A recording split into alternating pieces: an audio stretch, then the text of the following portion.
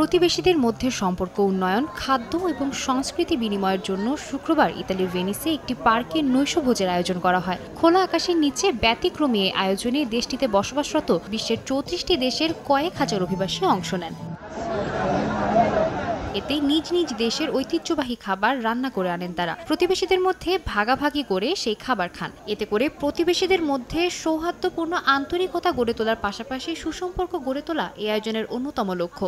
এই এলাকায় এখন সীমাবদ্ধ থাকে না, এখন যে যার মতো গ্রুপের পিকনিকের খাবার নিয়ে আসে এবং একে অপরের সাথে এটা শেয়ারিং করে। মানুষের সাথে যে কালচার বিনিময়, খাদ্য বিনিময় এবং বন্ধুত্বপূর্ণ একটা আচরণের সাথে আমরা কাছাকাছি যেতে পারতেছি।